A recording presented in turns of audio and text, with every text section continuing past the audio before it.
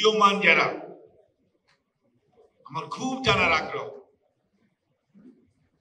35, 36, 37 হাজার টাকা দামের পাঞ্জাবি, 3 লক্ষ টাকা দামের মোবাইল, এগুলো কোত্থেকে আসে? কত টাকা বেতনের চাকরি করেন? আপনাদের অনেস্ট আর্নিং এর সোর্স কি?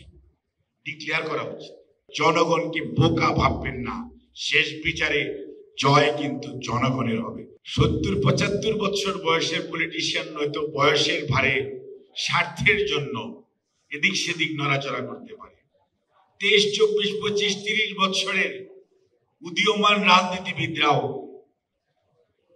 যে ধরনের মুভমেন্ট, যে ধরনের কাপড় চোপড় পরেন, যে ধরনের মোবাইল ব্যবহার করেন, যে ধরনের জীবন যাপন করেন, কখনো কি চিন্তা করেছেন আপনাদের ট্যাক্স ফাইলের কি অবস্থা? আর এটা ওইটা না, কাপড় ধোয়ার একটাই সলিউশন, চাকা অল ইন ওয়ান। আমরা তো জেলখাটা মানুষ, হিসাব দিই এবং খরচ করার আগে হিসাব করার আগে নেক্সট ট্যাক্স ফাইলে কি হবে। কারণ 111 আর যাই হোক, এটা ভালো জিনিস শিখাই গেছে, হিসাবপত্র রাখা শিখাই গেছে। কিন্তু উদীয়মান যারা, আমার খুব জানার আগ্রহ, 35, 36, 37 হাজার টাকা দামের পাঞ্জাবি, 3 লক্ষ টাকা দামের মোবাইল, এগুলো কোত্থেকে আসে? কত টাকা বেতনের চাকরি করেন? আপনাদের অনেস্ট আর্নিং এর সোর্স কি? ডিক্লেয়ার করা উচিত। আগের সরকার বলেছিল ডিক্লেয়ার করবে, করে নাই। আপনারা এত শহীদের রক্তের উপর পাড়া দিয়ে উপদেষ্টা হয়েছেন এবং গতকালকে দেখলাম, গতকালকে না আজকের পত্রিকাতেও আছে, কেউ কেউ বলছেন যে আপনাদের প্রতিনিধি সরকারে থাকতে হবে। এই যে মানুষগুলো বসে আছে তাদের প্রতিনিধির দরকার নাই।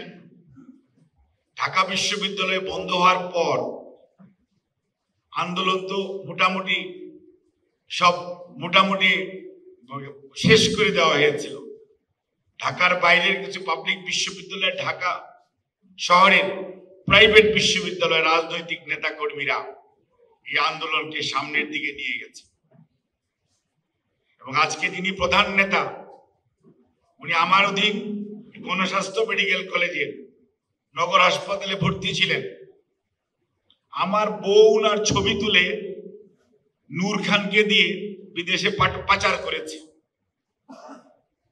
তারপরে পৃথিবীর মানুষ জানতে পেরেছে আপনাকে কিভাবে নির্যাতন করা হয়েছে। আপনারা সব ভুলে গেছে, আপনারা সব ভুলে গেছে।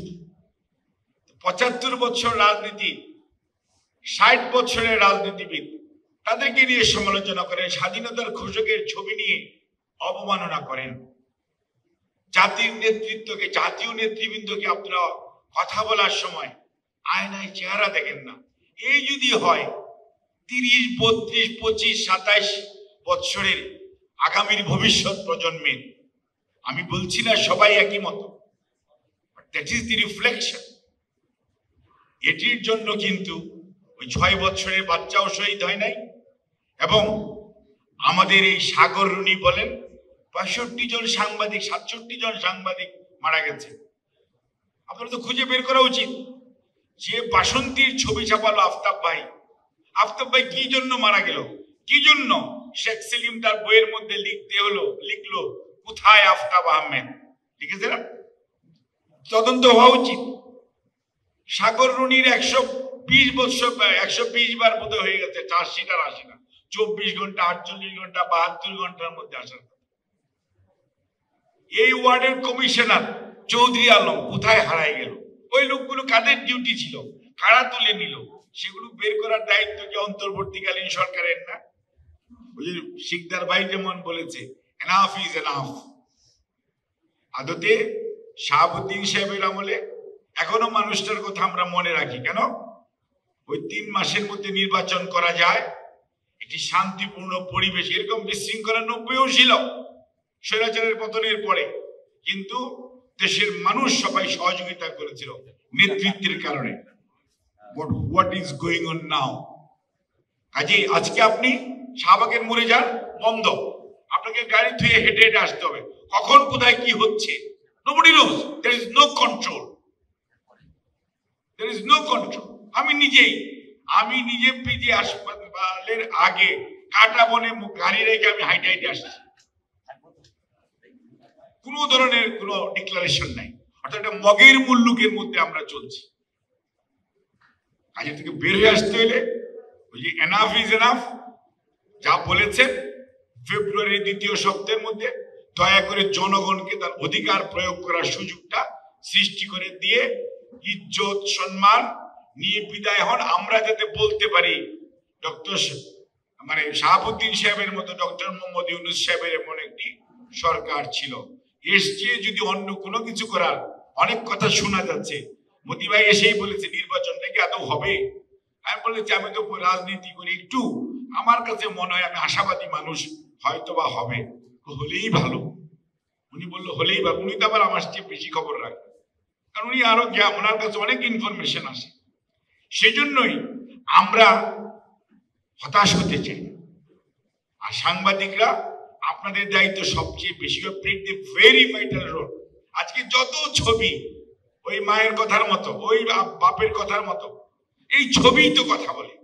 এবং আমাদের যত ছবি আপনারা তুলেছেন, ফখরুল ভাইকে তুলে নিয়ে যাচ্ছে সেই ছবি আছে, কে পা পড়ে গেছে তুলে আছে, কে কাকে কিভাবে আসামোনা করে বেঁধে নিচ্ছে সেটাও আছে, মাহমুদ ভাইয়ের রক্ত মাখা ছবিও আছে, এভরিথিং। অর্থাৎ আপনারা যদি ছবি না তুলতেন, আপনারা যদি খবর প্রকাশ হয়তো 5ই আগস্টের দুপুর 12টা পর্যন্ত করতে বাধাগ্রস্ত হয়েছেন, কিন্তু 5ই আগস্ট দুপুর 12টার পরে পানির স্রোতের মতো খবর যখন আপনারা দেওয়া শুরু করেছেন, এই যে যত টেলিভিশন আছেন, সোশ্যাল মিডিয়া, প্রিন্ট মিডিয়া সহ, তারপরে তো দেশের মানুষ আরো বেশি, সারা দেশ উজ্জীবিত হয়েছে। কাজেই দয়া করে অর্জনকে কুক্ষিগত করে শেখ হাসিনার মতো পলায়নের রাস্তা তৈরি করেন না। এই অর্জন ভালো কিছু, সকল মানুষের অর্জন। সেটিকে স্বীকার করুন, সেটিকে অনুধাবন করুন, স্বীকৃতি দেন, এবং যেই লক্ষ্যে এই অর্জন, সেই লক্ষ্য বাস্তবায়ন, জনগণকে ক্ষমতায়নের সুযোগ এবং জনগণকে তার দায়িত্ব পালন করার সুযোগ দয়া করে দেন। জনগণকে বোকা ভাববেন না। শেষ বিচারে জয় কিন্তু জনগণের হবে। ধন্যবাদ।